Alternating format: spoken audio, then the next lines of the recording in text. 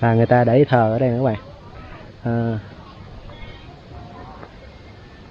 Ta căng lưới này để đừng cho đá nó, lá cây đồ nó rớt xuống nha.